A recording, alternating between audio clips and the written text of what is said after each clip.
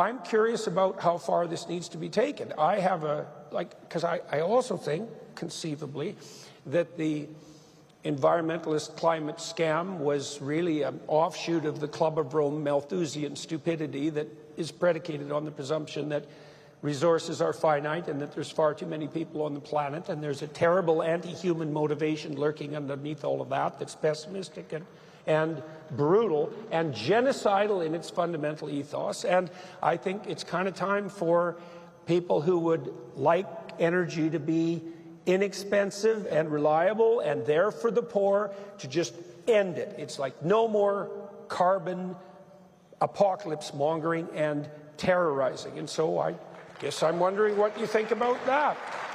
Well, the one thing that drives me absolutely potty is when I hear that carbon dioxide is a pollutant. Mm-hmm. That's what they tell us. That clearly is absolutely nuts. Now, there are times in our past when CO2 in the atmosphere has been much, much higher than it is today, and that's before people drove 4x4 Chelsea tractors. And I remember having this debate about 20 years ago. There was a man called Sir Patrick Moore. Yes. Very famous scientist, The Sky at Night, great character, very respected man. And I said to him about 20 years ago, I said, Patrick, what do you think about man's impact on the environment through CO2? He said, well, it's impossible to think man doesn't have some sort of impact.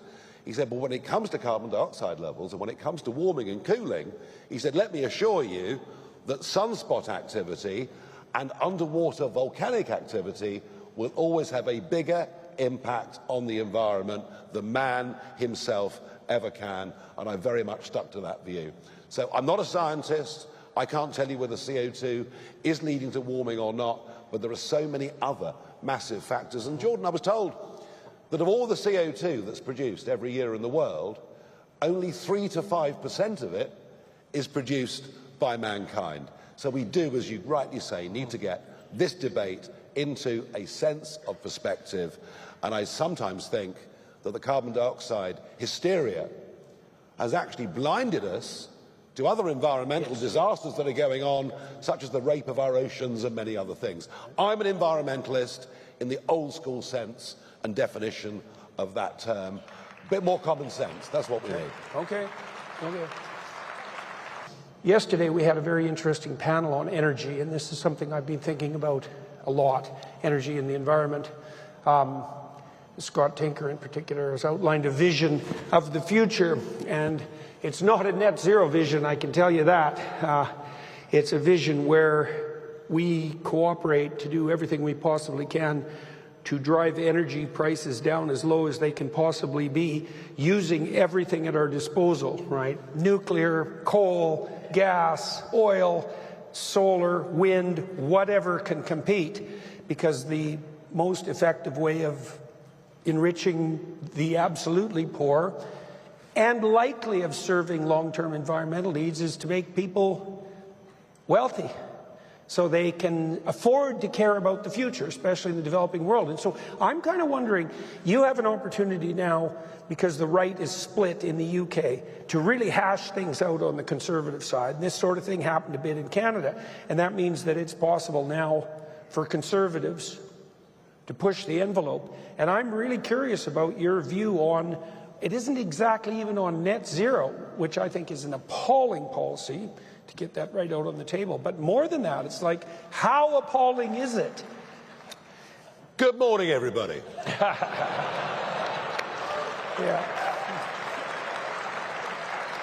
Yeah. Old-fashioned upbringing, couldn't help it. First things first, the right is not split in this country. The Conservative Party is not on the right in any measurable way.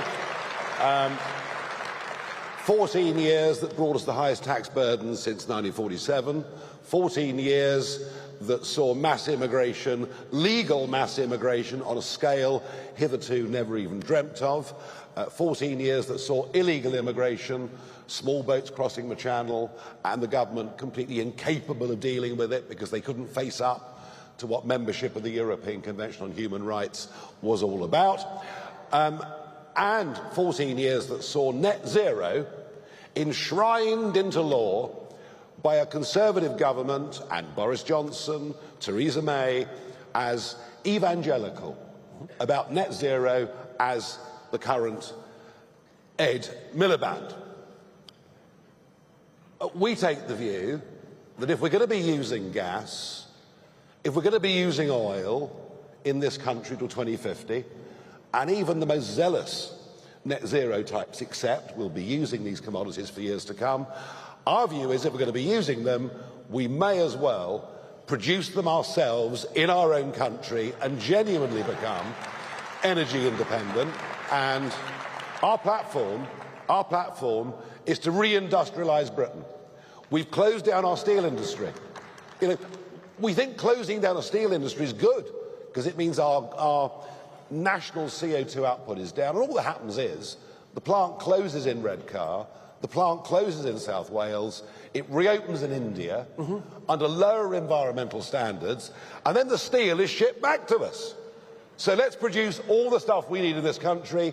Let's become not just energy independent, we could actually become an energy exporter. Right now, every day we import 10 to 15% of our electricity, and our industrial energy prices are between 4 and 6 times higher than America. Not only that, but everybody out there, and of course this hurts the poor more than anybody, we've had 20% subsidies on domestic electricity bills going on now for the best part of 2 decades. And it's a truth that no one dares tell. So look, net zero is a complete and utter disaster. If you want to have energy production that is very, very low in carbon output, there is only one way ahead. That is small, modular, nuclear reactors, dozens of them all over the country.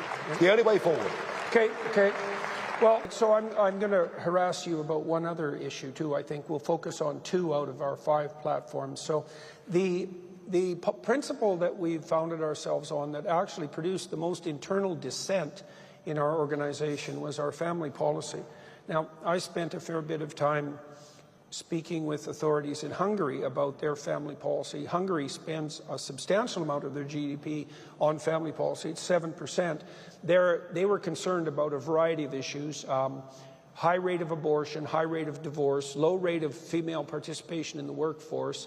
That's just kind of a strange addition to that group, but that was still a concern, and extremely low birth rate. And so they made it a priority to address those, and they've had some success reducing abortion, which is still legal in Hungary, substantively, reducing the divorce rate, flattening the decline in the birth rate. They haven't managed to pop it up again. Only Israel has managed that, by the way, and it's not exactly obvious why. And we argued this out amongst the ARC members, and our consensus by the end was that the core of civilization as such, and the Western civilization that we're attempting to reinvigorate, let's say, is, first of all, a circle of tolerance, okay?